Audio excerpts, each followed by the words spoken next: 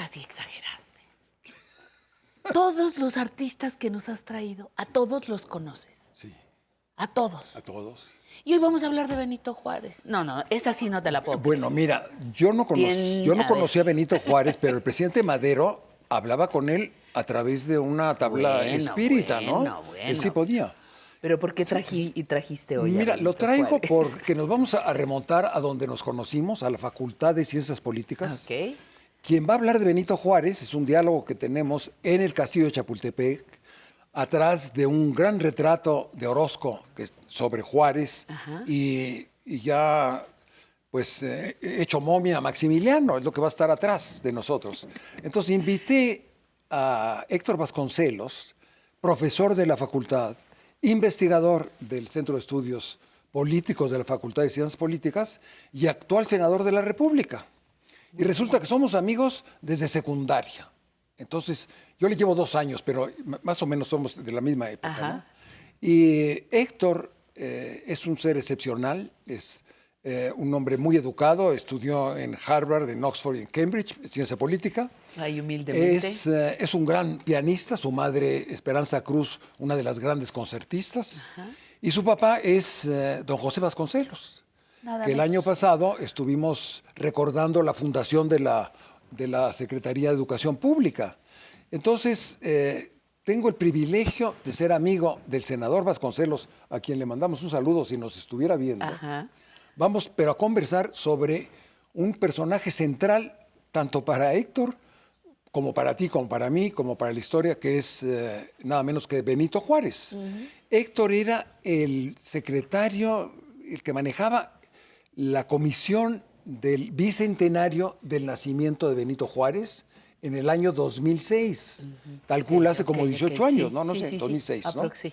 ¿Cuántos son? ¿14, como 6 años? No te pongas, Bueno. acuérdate, ciencias políticas. Ciencias políticas, no somos, no ciencias, no somos ciencias. matemáticos. No. Bueno, Nos podemos equivocar. Héctor era el encargado de la conmemoración del bicentenario de Benito Juárez, que como sabes nació un 21 de marzo, pero la gente no sabe de qué año, de 1806.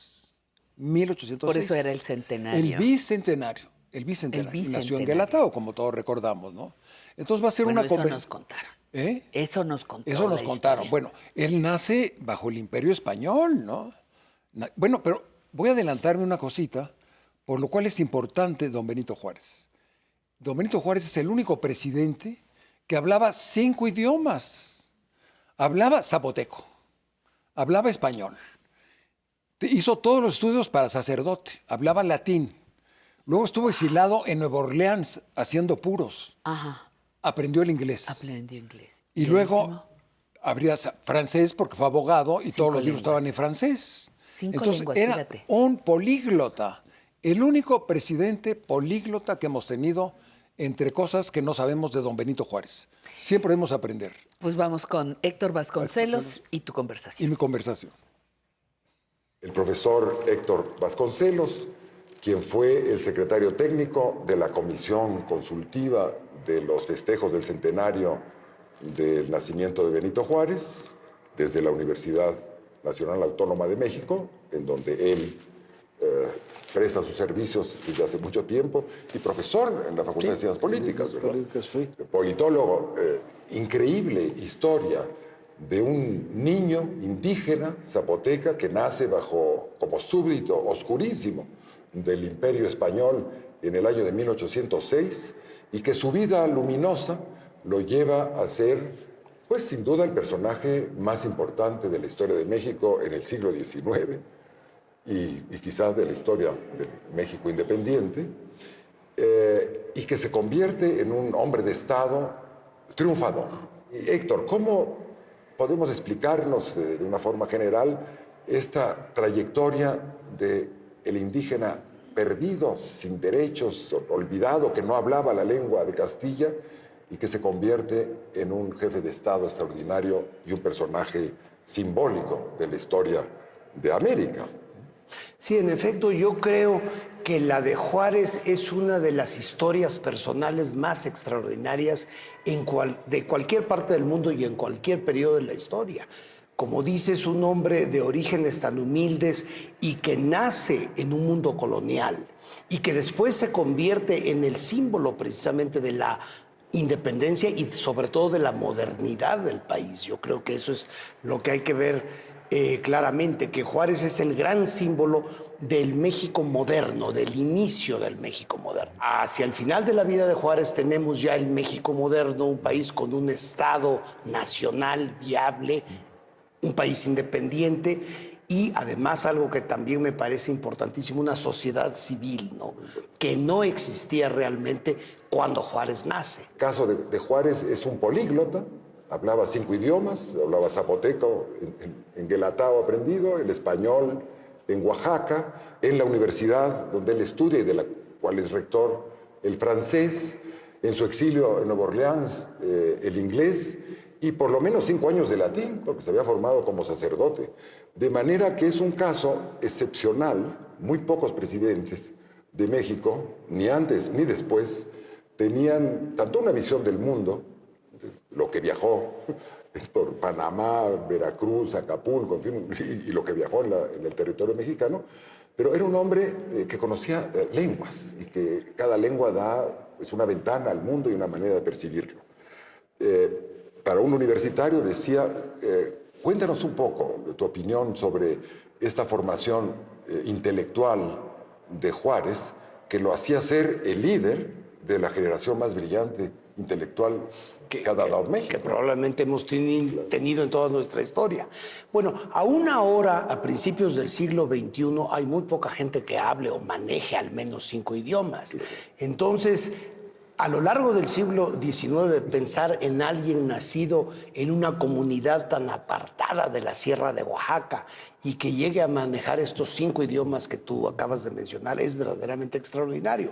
Yo creo que esto se debía sobre todo a su paso por el Instituto de Ciencias de Oaxaca, ¿no?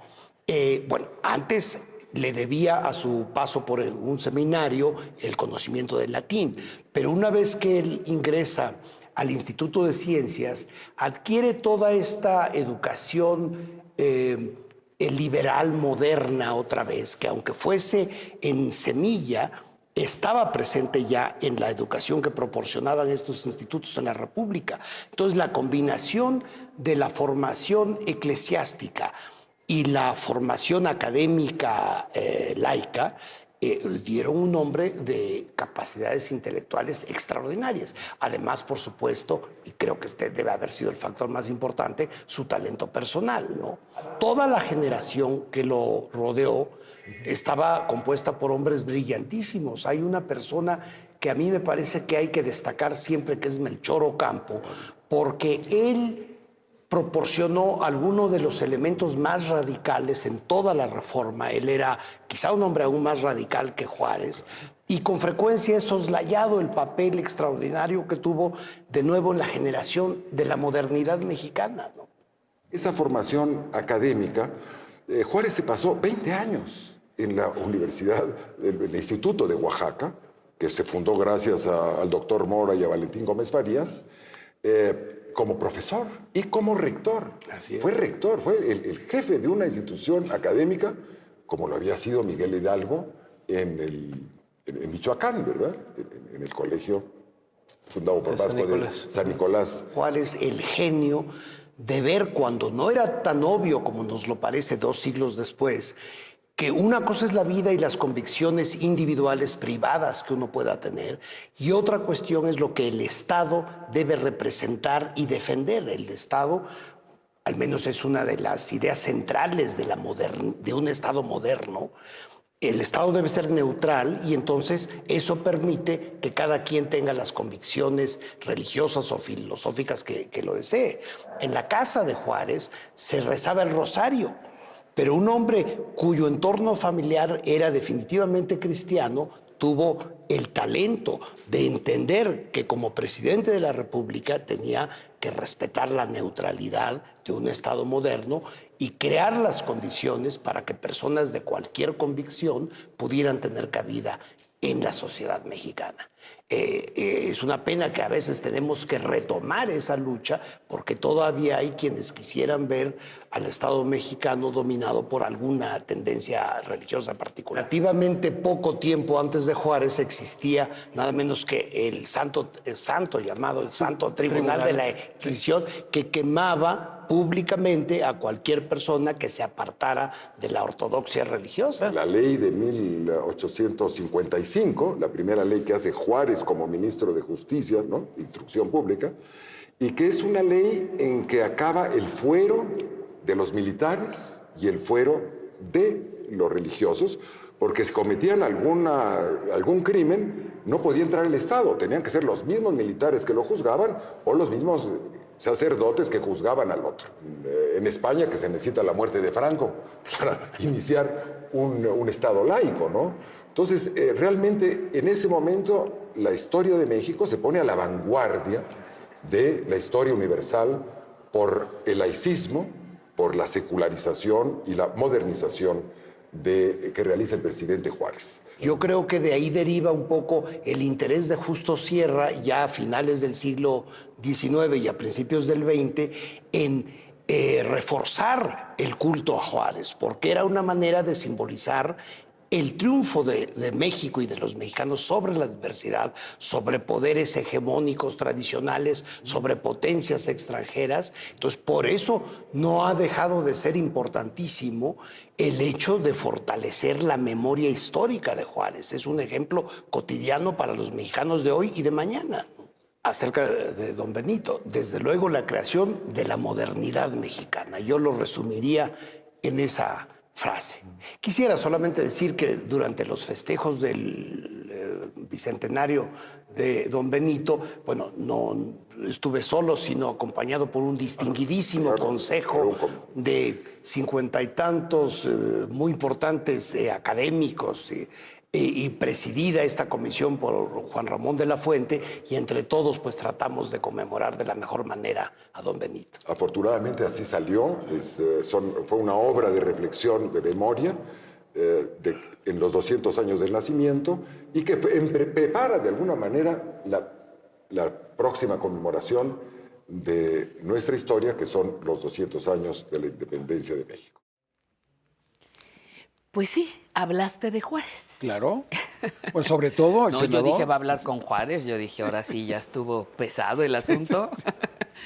Oye, pero qué valiosa la aportación del maestro, del doctor Vasconcelos. Del doctor. Es un hombre extraordinario, ha sido diplomático, es escritor y sobre todo músico. Tiene 4 libros de música. Fíjate que su maestro fue Claudio Arrau. Él da conciertos. El día de la conmemoración de los 100 años de la Secretaría de Educación Pública, él hizo un concierto, un concierto. Y luego hizo un pequeño discurso. Vasconcelos. Héctor, el senador, lo invitaron, porque fue su padre el que fundó la Secretaría desde la Universidad de México. Primero lo hacen rector de la universidad y funda la Secretaría de Educación Pública. Y entonces lo invitaron para que se festejara. Y él dijo, no, yo no quiero hablar, pero puedo tocar el piano. Entonces, una cosa simpaticísima. Y con una orquesta creo que del Politécnico, tocó un concierto de Mozart. Oye, pues vamos comprando unos instrumentos y los mandamos. Puede mejorar la vida de todas las personas. La música es muy fantástico. buena. Bueno, es un músico extraordinario, ha hecho conciertos, toca con el chelista Prieto, ¿no? Pero te quiero, antes de terminar, decirte que yo soy de los últimos que quedan en esta tierra que haya conocido a José Vasconcelos. Y yo platiqué, estando en secundaria y en primero de preparatoria, con mi amigo Héctor, platiqué con don José Vasconcelos en el Sambors, con unas señoras muy religiosas que eran primas de mi abuelita. Entonces mi abuelita me llevaba a ver a sus primas y ahí estaba don José Vasconcelos y yo platicaba sobre Ulises Criollo, sobre los griegos. ¿En serio? En serio. Bueno, yo Pero aquí estabas tan chiquitito y ya hablabas de los griegos, ¿de verdad? Pues sí, yo fui un chico estudiante. Bueno, oye, había que estudiar. Perdóname, cosas. dudo. No, yo sí sabía quién era Ulises Criollo, ¿eh? Yo Ulises sí sabía. Y entonces recuerdo mis conversaciones con Vasconcelos, muy jovencito Héctor, estas dos mujeres, una de ellas una universitaria muy importante, que adoraban, fíjate, a Evita Perón. Se olvidaron de la Virgen María y adoraban a Evita Perón. Y entonces mi abuelita se encontraban ahí y por eso pude platicar yo con don José Vasconcelos. Que era papá De Héctor de tu Vasco- compañero, de mi compañero. de la secundaria. De la secundaria y que además ahora es un extraordinario senador de la República, a quien mandamos saludos y que informamos a tu público tan grande quién es nuestro senador, que es Héctor Vasconcelos. Muy bien. Pues vamos a esperar que nos traigas otra gran personalidad. Estoy seguro. Para la semana entrante. Y a usted le agradecemos muchísimo que nos haya acompañado en todo este tiempo.